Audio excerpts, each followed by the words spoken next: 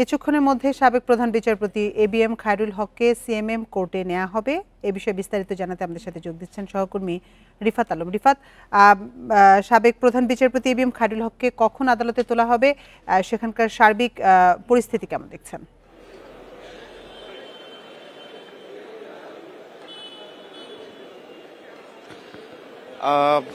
কিছুক্ষণ আগেই সাবেক প্রধান বিচারপতি এবিএম খায়রুল হককে কোর্টে আনা হয়েছে, নিম্ন আদালতে আনা হয়েছে। তাকে আপাতত হেফাজতে রাখা হয়েছে। কিছুক্ষণের মধ্যে আদালতের এজলাসে তোলা হবে।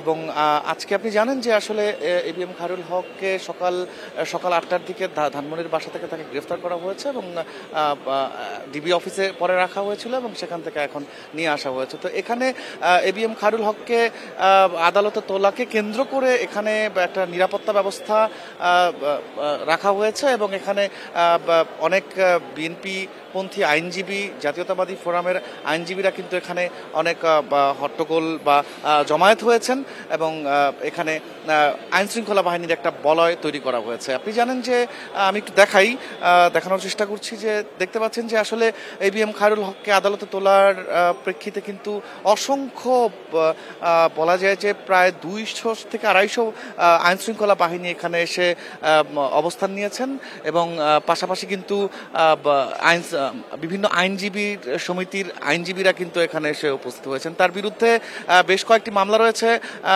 মোট চারটি মামলা তার বিরুদ্ধে রয়েছে।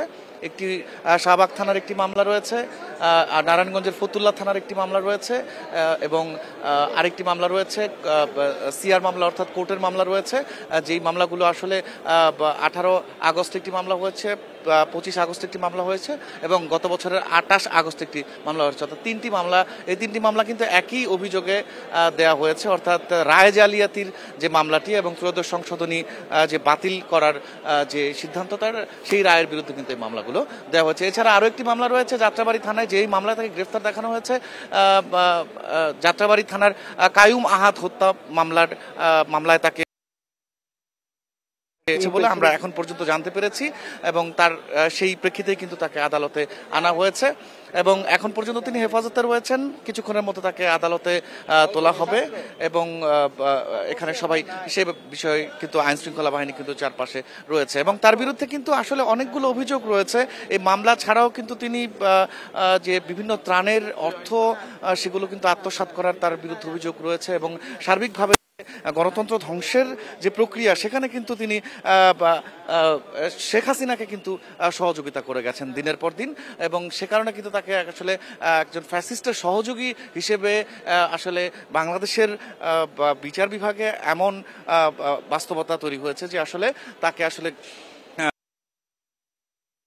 এবং এখন আসলে একটা উত্তেজনা অবস্থা বিরাজ করছে এই কোর্ট চত্বরে এবং অনেকেই আইনজীবীরা অপেক্ষা করছেন, আইন শৃঙ্খলা বাহিনী অপেক্ষা করছেন এবং একটা নিরাপত্তা বলয় তৈরি করেছেন, কারণ তাকে ঘিরে চারিদিকে উৎসুক যে জনতা রয়েছে তারা কিন্তু একটু ক্ষুব্ধ এবং ক্ষোভ নিয়ে কিন্তু আসলে এই ঘটনাকে কেন্দ্র করে আদালত প্রাঙ্গণ থেকে সবশেষ তথ্য জানাচ্ছিলেন সহকর্মী রিফাত আলম।